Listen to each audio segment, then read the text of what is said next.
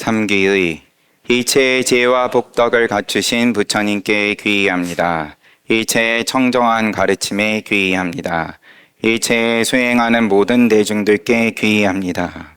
불공을 잘 올렸습니다. 대중의 힘으로 우리가 도를 이야기하고 깨달음을 얘기하고 각자의 일이고 여러 가지 말씀을 통해서 어록을 통해서 또 경을 통해서 대승경전 또 초기 경전부터 말은 다양하지만 깨달음을 이야기하는 건 하는 거고 또 함께 모여가지고 정성을 모아서 새 모양을 만든다 이제 이런 표현도 표현이 붙으면 이미 다 어긋나는 거지만 함부로 무시할 수가 없죠.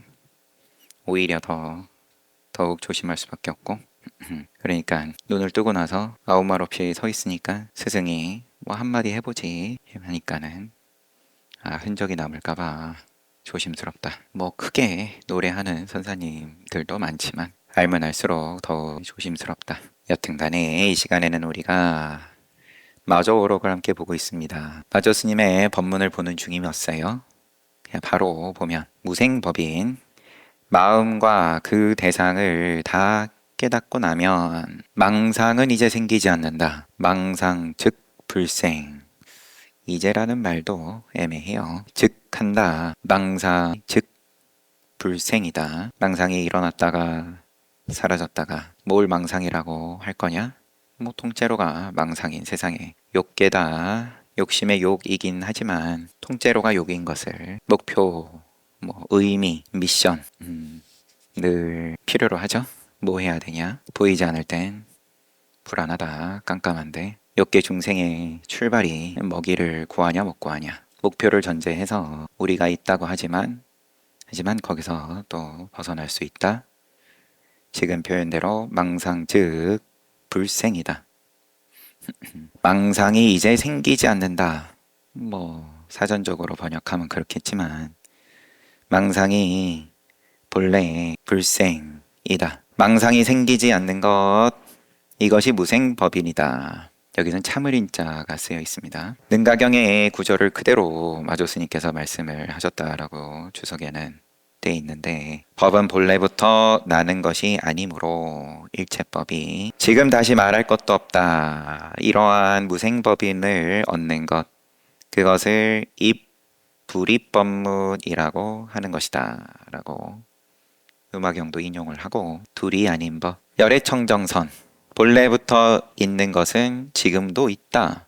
본유, 금유. 이것도 출처는 열반경 개송 가운데에서 본유, 금무 개송이 있는데 마조 스님께서 이렇게 출처를 잘 활용을 하신 모양이에요. 이걸 뒤집어 가지고 본유, 금유. 지금 보고 있는 책이야 불교학자가 일본 불교학자가 쓰신 거라 또 학자의 입장으로서 설명을 해놨지만 본유 금유다. 본래와 지금을 가지고 본래 있는 건 지금도 있다. 그러면 본래하고 지금하고 구분이 없어지는 거니까 과거 현재 미래에 대해서 구분을 안 하는 거고 앞에 나왔던 것처럼 망상 내지는 목표 그럼 없는 걸 있게끔 하기 위해서 나아가는 욕계다. 아니면은 또 있는 걸 괴로움이 있는데 이것을 어떻게 때려잡을 거냐 없애기 위해서 나아간다. 유에서 무로 내지는 무에서 유로 이와 같은 이걸 쓸어버리시는 말씀이니까 마조 스님께서 본유가 금유고 그러므로 수도나 돛 닦는 거라든지 좌선은 필요로 하지 않다. 수도도 하지 말고 좌선도 하지 말라. 불수 불좌 닦을 숫자 닦음도 또 좌선도 모양 따로 세우지 말아라. 닦음이 이미 목표로 나아가는 거니까 없는 데 있음으로든 있는 데 없음으로든 간에 탐진치를 없애겠다. 아니면 아라한으로 나아가겠다 등등. 즉시 열애청정선이다.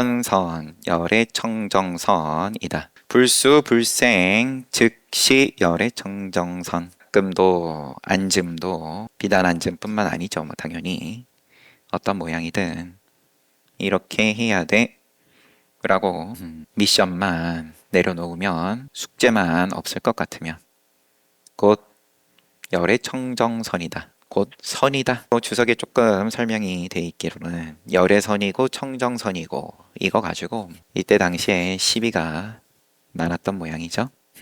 육조스님 이후로 얼마 안 됐을 때니까 남종과 북종으로 나뉘어가지고 그러니까는 마조 스님께서는 아유 뭘 그냥 다 붙여서 얘기하면 되지 열애청정선 하면 되지 아니면 북남종 하든지 남북종 하든지 그러면 되지 뭘 그러면 또 뭘 앞에다 놓고 먼저 얘기했냐 이거 가지고 또 싸우니까 도인의 살 이상의 도를 진심으로 깨닫고자 해서 이와 같은 도를 간절하게 이와 같이 숙제를 떠나는 도를 진짜 깨닫고자 해서 깨닫겠다고 특별하게 해야 할 일은 아무것도 없다. 지금 그대로 형편 따라 한 벌의 옷으로 살면서 삼매를 즐기라. 그러는 가운데 계행은 저절로 몸에 배어 청정한 품행이 날로 쌓여만 간다. 특별한 무언가를 세우지만 않으면 숙제를, 목표를 이런 거 해야 됩니다. 이것만 없으면 곧 삼매이고 그것이 곧 계행이 청정한 거고 그렇게 되면 더 이상 왜 도를 이룰 수 없을까 하고 걱정할 필요가 없다. 그러면 나머지는 시간 문제다. 무위 위함만 없을 것 같으면 땡땡을 위해서 목적어 이것만 없을 것 같으면 도는 예약돼 있다.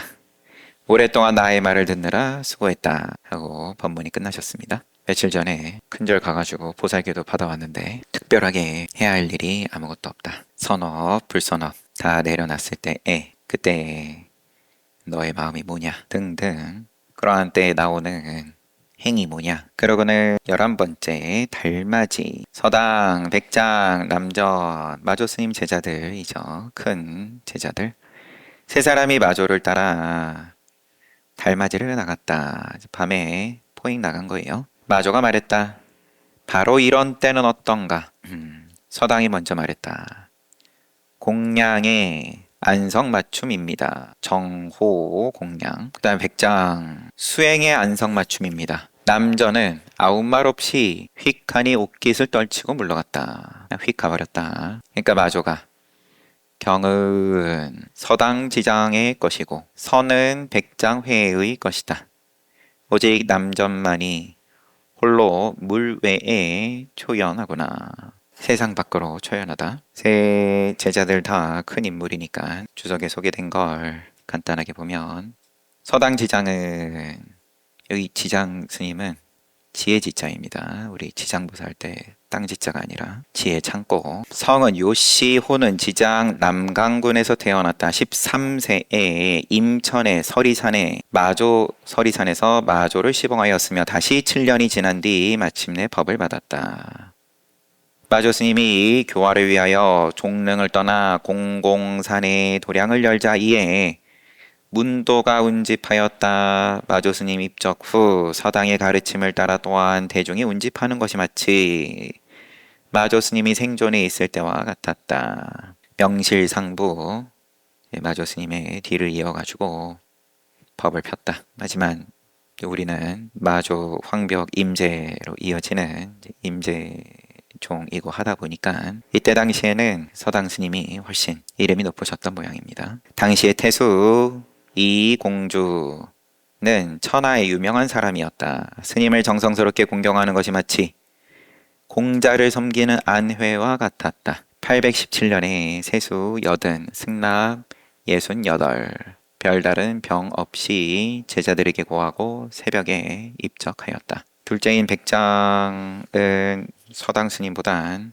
대략 10살 어린 입장에서 마조, 백장, 황벽 이렇죠. 휘호는 회해, 복주, 장락현 사람이다. 서산해조에게 머리를 깎고 형산법조 율사로부터 구족계를 받았다. 서산해조는 약산 유엄의 삭발 스승이기도 하다. 비구계를 받고 나서 탄식하여 말하기를 장차 미망의 근원을 씻어내려면 반드시 법의 바다 가운데에서 눈이 러야 하거늘 어찌 오로지 마음을 깨치는 것뿐이랴. 또한 말로 따져 가르는 것도 의지하지 말자라고 했다. 먼저 율이 인연이 되기는 했지만 돋개 치는 데 뜻이 있어서 이윽고 여강으로 가서 수년에 걸쳐 부차사절 이름입니다. 장경을 열람하였다.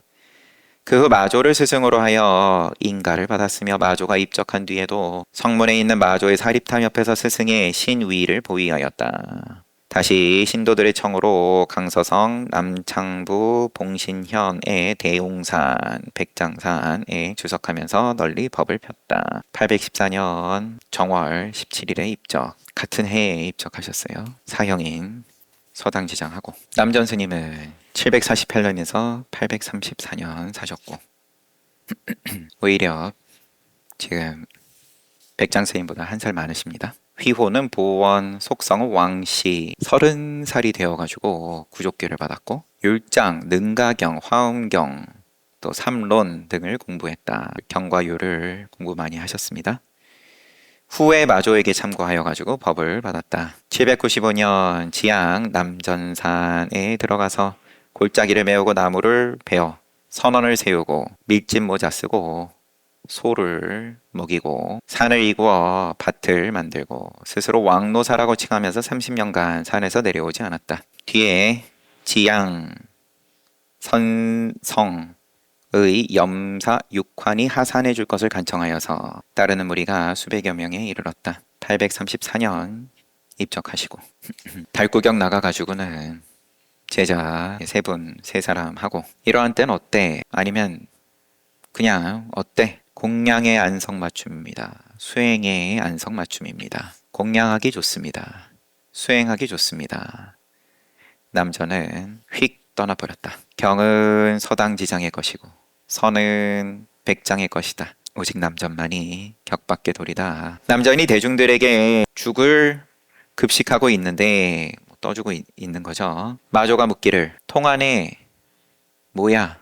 그럼 오늘 공양 뭐야? 이런 느낌이죠. 남전이 이 노인네가 입도 달싹 않고 말하시네 하고 면박을 줘요. 면박을 주는 거야 뭐 의심할 여지가 없고 해석에 따라서 쓸데없는 소리 하지 마세요 뭐 이렇게도 하고 내지는 뭐 들었는지 궁금하지도 않으면서 뭘 쓸데없이 물어요. 뭐 비슷하네요. 그렇게 치면. 마조는 말을 더 잊지 못했다. 성의 입장으로 도의 입장으로 담겨있는 행간에 담겨있는 의미를 말하려고 들면 얼마든지 통을 갖고는 보통 이제 7통이 많이 나오고 깜깜한 옷을 담아두는 통이다 해가지고 그럼 너의 통은 탐진치가 없이 잘 비어있냐 너저분하다 그렇게 갖다 붙여서 뭘 해석하는 것도 백장이 물었다. 부처의 본 뜻이 어디에 있습니까? 부처의 뜻이 어디에 있습니까? 마조가 정시여 방신명처 방신명처 놓을 방자입니다. 몸과 목숨을 놓은 자리다. 부처의 본 뜻은 어디 있습니까? 너 여자 네가 몸과 목숨을 놓은 자리 몸을 던지고 생명을 던지라는 말은 당연히 아닐 테고 목숨이야 우리는 뭐 늘 부족하니까 여분의 목숨이 한두 개쯤 있으면 훨씬 넉넉할 텐데 늘 가난하죠. 목숨 개수로 치면 앞에 이야기 하고 뭐 같이 볼 것 같으면 망상 이제 생기지 않는다. 불생이다. 망상 즉 불생 숙제가 있고 목적이 있고 그러다 보니까는 그럼 가기 위한 자원이 필요로 하는 거고 제일 큰 자원일 것 같으면요 목숨하고 몸인 거고 자원으로 보는 이상, 수단으로 보는 이상 늘 부족한 거죠. 여분의 목숨이 있어도 그러면 또 2개 있으면은 왜 3개가 아니지 하고 아쉬워할 테고 대주해, 지혜해, 그 다음에 바다해 대주해, 해가 처음으로 마조를 칭견하였다. 마조가 물었다. 어디서 왔어? 월주 대운사에서 왔습니다. 왜 왔어? 불법을 구하기 위해서입니다. 너의 보물창고는 어찌하고 좋은 집 놔두고 쓸데없이 돌아다니기만 하다니 어쩌자는 거냐. 나에게는 아무것도 없다.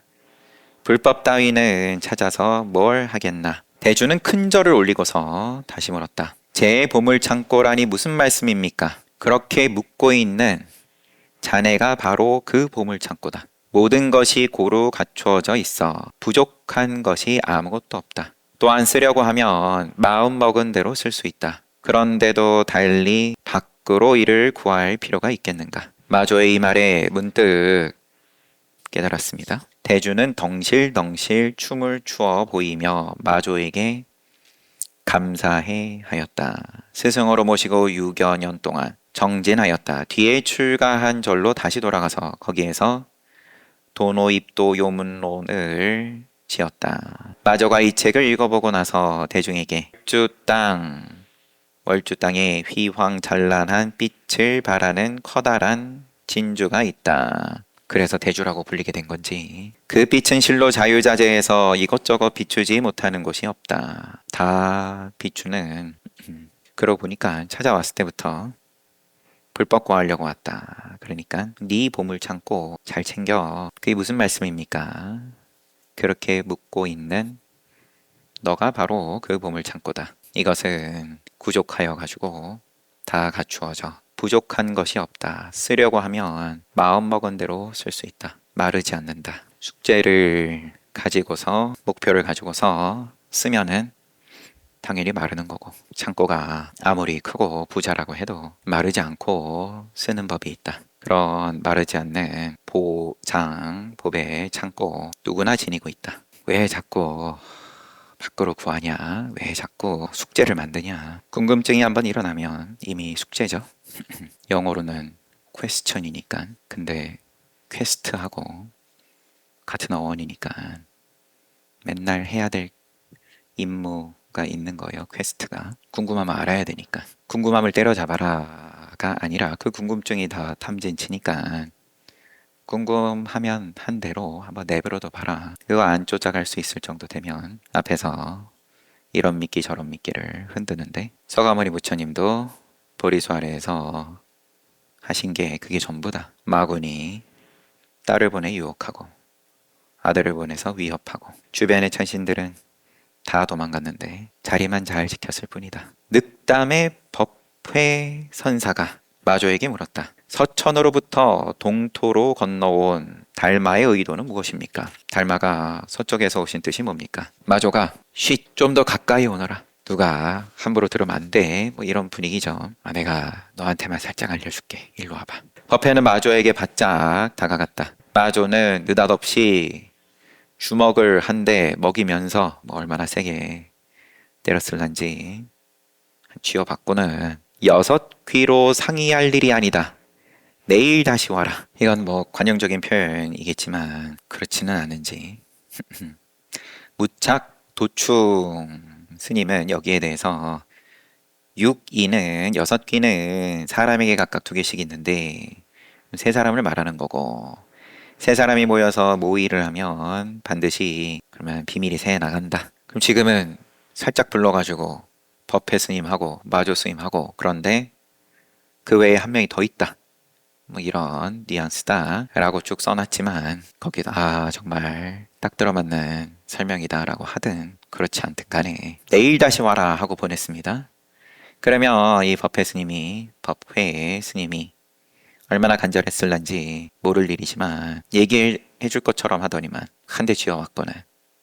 또 6귀는 무슨 소리냐? 내일 다시 와라. 그럼 하룻밤 동안 잠이 안 오겠죠? 이튿날 법회는 다시 법당에 들어가서 스님 이제 말씀해 주십시오. 마조가 저리 좀 비켜라. 상당할 때 다시 오면 그때 꼭 가르쳐 주겠다. 법회는 여기에서 문득 깨달았다. 그리고는 여러분께서 증명해 주셔서 대단히 감사합니다. 그리고는 법당을 한 바퀴 돌고 나서 밖으로 나갔다. 선사의 법 쓰는 법이 이와 같은데, 법당 뒤에 자선 늑담의 유건 선사가 어느 날 법당 뒤에서 좌선하고 있었다. 이를 본 마조는 유건의 귀에다 대고 입김을 2번 내뿜었다. 앉아서 정신 잘하고 있는데 거기다가 뒤에 몰래 갔겠죠. 정황으로 보면. 그러고는 귀에다 대고 입김을 2번 내뿜으니까 유건은 선정에서 깨어나 마조를 쳐다보았다. 그리고는 다시 정에 들었다. 자신의 방으로 돌아온 마조는 곧 시자를 시켜서 유건에게 차 한 잔 가져다 주도록 했다. 그러나 유건은 거들떠보지도 않고 회액 일어나더니 곧장 그의 방으로 돌아가 버렸다. 아니, 임재록이 아니죠. 임재스님 이야기를 주석으로 하나 비슷한 이야기를. 임재가 마침 승단 안에서 선방에서 꾸벅꾸벅 졸고 있었다. 황벽이 내려오다가 이를 보고는 주장자로 머리를 쳤다. 주장자로 앉아있는 침상 머리를 쳤다 돼 있는데 부시시 머리를 들어 한번 쳐다보더니 임재는 이내 다시 졸기 시작했다. 그럼 긍정을 한 거냐 아니면은 긍정치 않은 거냐. 마조가 6원 선사 정진하는데 한번 괜히 시비를 하고 6원은 그러면 화들짝 깼는지 마조를 보고는 무시하고 다시 정진했다. 그러니까 마조는 시자시켜가지고 차 한 잔 갖다 주라 했더니만 6원은 그것도 또 무시하고 방으로 돌아가 버렸다. 한 개만 더 볼까요? 석공의 해장 선사는 그러면 서당 지장도 있고 해장도 있습니다. 원래 사냥을 생업으로 살면서 스님과 마주치는 것을 꺼려했다. 스님 별로 안 좋아했다. 어느 날 한때 사슴을 쫓다가 우연히 마조가 머무르는 데 이르러서 마주쳤다. 회장이 묻기를 혹시 사슴이 지나는 것을 보지 못했습니까? 너는 누구지? 사냥꾼입니다. 활을 잘 쏘겠지? 예, 잘 쏩니다. 화살 한 대로 몇 마리나 잡지? 한 마리 잡습니다. 신통치 않고 별 볼 일 없네. 그러면 발끈하겠죠. 스님은 잘 쏩니까? 잘 쏘지. 한 번에 몇 마리나 잡습니까? 한 번에 떼거리 전부 잡는다네. 이것도 다 생명이 있는 것들인데 한 떼씩이나 잡아도 되는 겁니까? 그러한 것은 알면서 왜 자네 자신을 잡지는 않는가? 저 자신을 잡으려 해도 어떻게 손을 쓸 수가 없습니다. 이에 곧 마조가 말했다. 이 사람아, 이제 자네의 끝없는 무명 번뇌는 멀리 날아가 버렸네. 회장은 그 자리에서 화살을 꺾어 내팽개쳤다. 마조 밑으로 출가했다. 우연찮게 마주쳤는데 사슴 어디로 갔는지 못 봤습니까? 그러니까 그 질문은 무시해버리고 자넨 누구지? 사냥꾼입니다. 사냥꾼이야 활 쏘는 걸로 먹고 사는데 활 잘 쏴? 잘 쏩니다. 몇 마리 잡는데 한 번 쏘면 한 마리 잡습니다. 무슨 질문 같지도 않은 질문 하냐 싶었겠죠. 그랬더니만은 그것도 활 잘 쏜다 랍시고 이렇게 속을 뒤집어 놨겠죠. 그럼 스님은 잘 쏩니까? 난 잘 쏜다. 그럼 한 번 쏴서 몇 마리나 잡습니까? 나는 다 잡는다. 다 잡아도 되는 겁니까? 이거 다 생명인데 넌 그거는 알면서 생명 아낄 줄은 알면서 자신을 잡는 거는 왜 모르냐. 근데 거기에 대해서 지금 아직 출가하기 전인 해장 선사가 저 자신을 잡으려고 해도 어떻게 손을 쓸 수가 없습니다. 그거는 어떻게 하는 겁니까? 갈등이 계속 있었던 입장일 수 있겠죠. 해장 선사 입장에선 원래 사냥꾼으로서 늘 이렇게 죽이고 늘 쫓아다니고 해야 되는 거에 대해서 회의를 느끼고 있었던 그렇지 않을 수도 있지만 그러니까 이미 해맞췄다 라는 마조 스님 말씀에 출가했다. 어느 날 회장이 공양간에 소임 살고 있는데 마조가 뭘 하는데 소를 먹이고 있습니다. 어떤 식으로 먹이는가? 풀밭에 들어갔다 하면 고삐를 바짝 쬐어 당기기 시작합니다. 자네야말로 진짜 백이 목동이로군. 선문에서 불교에서 우리 전통사찰 가면 시무도 자주 볼 수 있고 그럼 바짝 쬐어서 고삐를 바짝 쬐어가지고 내가 내 마음을 단속한다. 마지막에 이르러서는 소를 얼마든지 내버려둬도 소가 순응한다. 풀에 대해서는 이제 번뇌망상 이런 비유로 늘 쓰죠. 소임 살고 있는데 뭐 하는데 소 풀 먹입니다. 그럼 어떻게 먹이는데 풀밭에 들어갔다고 하면은 고삐를 바로 쥡니다. 그래 그러면은 한번 테스트 해보자 하거나 또 뒤집어 놓으면 이런 모양 저런 모양 쓰고 선지식이 그러면은 무슨 계기가 됐든 간에 믿음을 내고 함께 하는 가운데에서 뭔가 기연이 펼쳐지고 눈을 열고 그런 다음에도 6년간 함께 살았다라든지 감사하는 마음도 당연히 있는 거겠지만 같이 사는 게 함께 하는 게 이익이다. 그 이익은 모양이 없다. 고요하게 정진 잘 하는데 일부러 가가지고는 귀에다가 후 불면 얼마나 깜짝 놀라겠어요. 마조 스님이 뭐 그런 모습 늘 쓰셨겠죠. 쓱 보고는 다시 정진하니까 아니면은 뭐 차를 갖다 주든 아니면은 아무 일이 없든 이러나 저러나 또 1시간 금방 잘 갔어요. 사홍서원하고 마칩시다. 사홍서원 중생은 한없이 많다 남김없이 건지겠다. 성냄 욕심 어리석음은 다함이 없다 남김없이 끊겠다. 부처님 가르침은 끝이 없다 남김없이 배우겠다. 부처의 길은 모양이 없다 끝까지 가겠다.